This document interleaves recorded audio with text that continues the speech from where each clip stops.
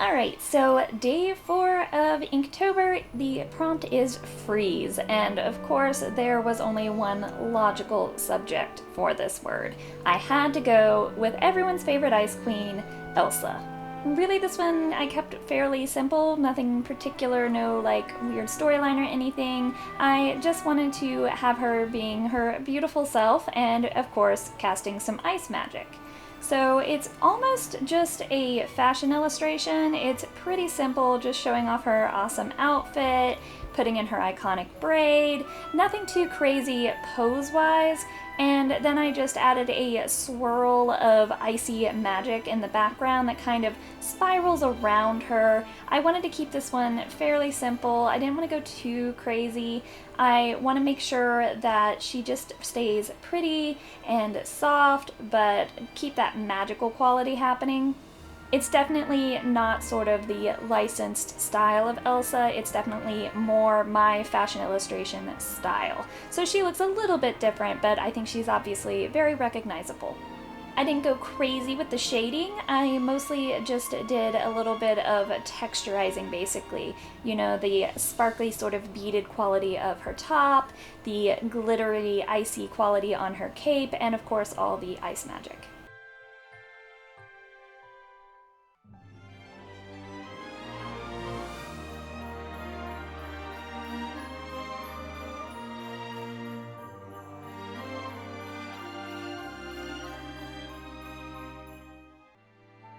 I have no idea what happened, but somehow I guess I just didn't record the first few seconds of this drawing. But anyway, after drawing Elsa yesterday, I guess I was sort of predisposed and on this whole Frozen kick. So when the next word was build, I of course thought of build a snowman, but of course that seems a little cliche to just have Olaf and be it, so I have Olaf building a sandcastle because everybody knows Olaf loves summer. This is another pretty simple one. I'm not going at all crazy with the shading, a little bit of hatching in his sticks for his sort of hair and arms, a little bit of stippling for sand, just to add a little bit of atmospheric perspective sort of happening so he feels like he's in a space, but I didn't want to go too crazy with it. I wanted to keep this one fairly simple and a little bit graphic, just keep him really cute and adorable.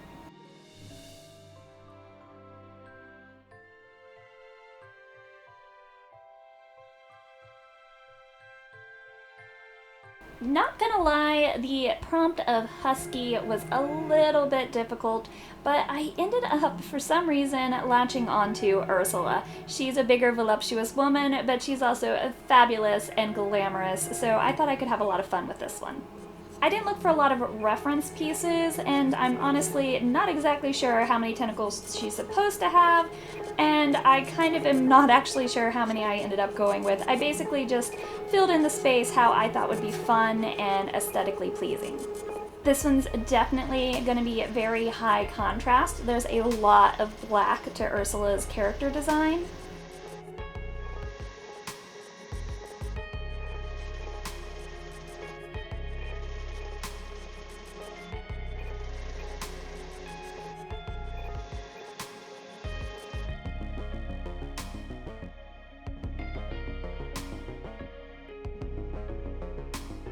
And since I don't have any real like line art or any other colors or anything to sort of differentiate, I am leaving a lot of big highlight areas so that I'll be able to get some form in there and all the tentacles don't just sort of bleed and blend together.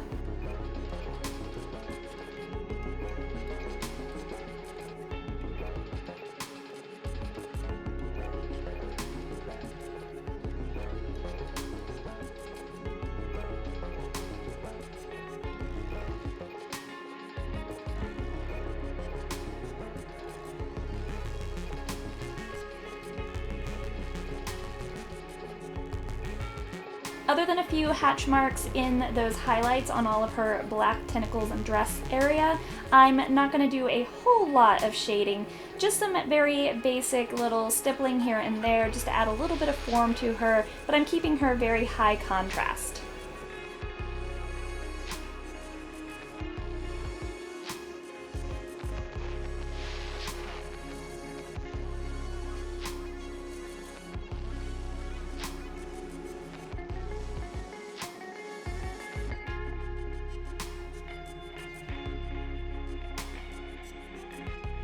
Alright, today is day 7, and today's prompt is enchanted.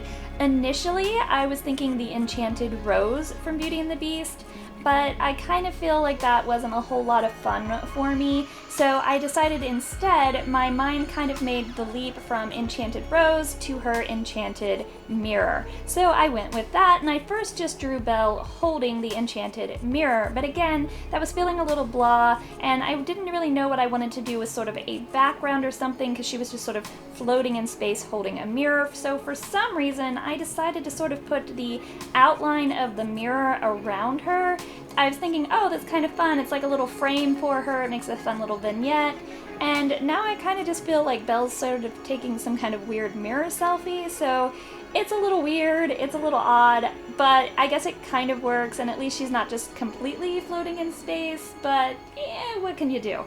Again, I'm not really doing a whole lot of shading on this one. I am mostly just sort of hinting at form and shape and lighting by having some areas have a heavier line quality than others, and that's really about it.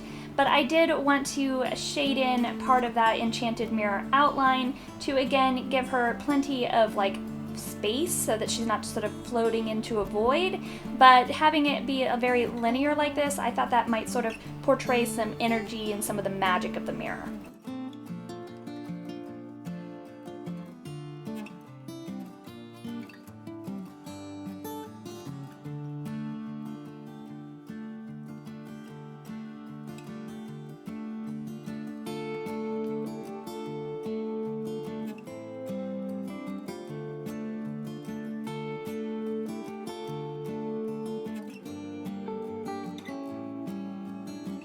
Alright, today is the 8th, and the day 8 prompt is frail.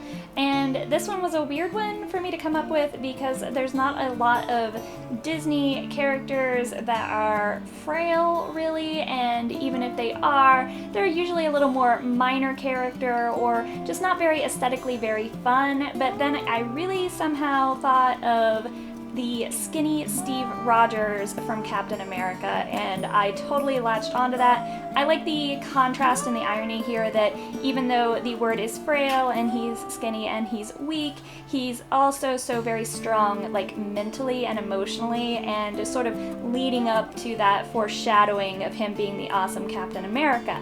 So I really thought that was a fun sort of twist on the prompt.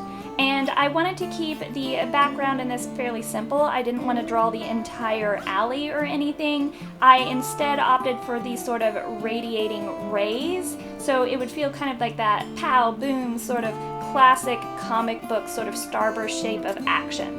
It's an interesting twist drawing a male figure that is so like underweight and undersized.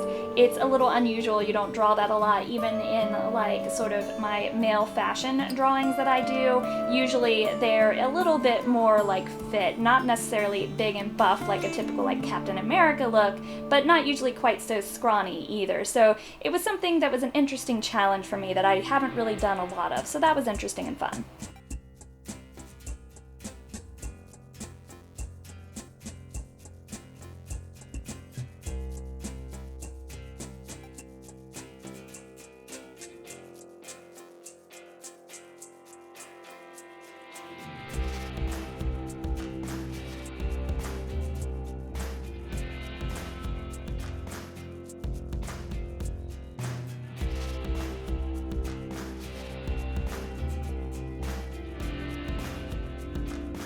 Welcome to day 9, and today's prompt is swing. And for some reason, immediately pretty much, my mind jumped to Rapunzel and Tangled, because I've heard for a long time how the movie and its backgrounds and its styles were heavily inspired by the famous Rococo painting, The Swing. So I decided to do a little fun drawing of Rapunzel swinging on her hair. It's not a new idea. I'm pretty sure I've seen this drawn before, but I decided to go ahead and give my own little twist on it. So here I am drawing Rapunzel in sort of my style, my sort of cartoony fashion illustration style, swinging on her own hair. And then of course, as soon as I got her all sketched in, I realized again, she's sort of floating in this weird void, and it's like, okay, well, what is her hair hanging off of? And I started to overthink, and then I'm like, okay, well, I'll draw a background in here. And I could have gone with sort of inside her tower, but of course my mind went to forest because that's more like the original The Swing painting. And I am just insane and brought myself a whole lot of trouble because drawing a forest background when you're limiting yourself to an hour is a little complicated, but I kept it fairly simple, just sort of hinted at some trees in the background, did some sort of triangular hatch marks, sort of shading to hint at different bushes and foliage.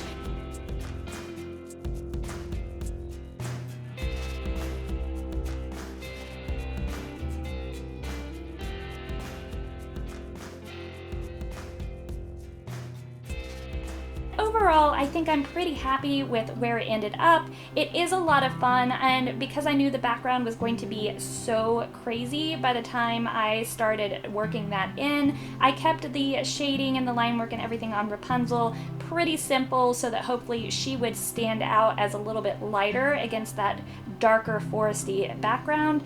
I didn't quite get there, I don't think, but I am glad that I didn't do a lot of shading on her because then I would have no contrast between Rapunzel and the background.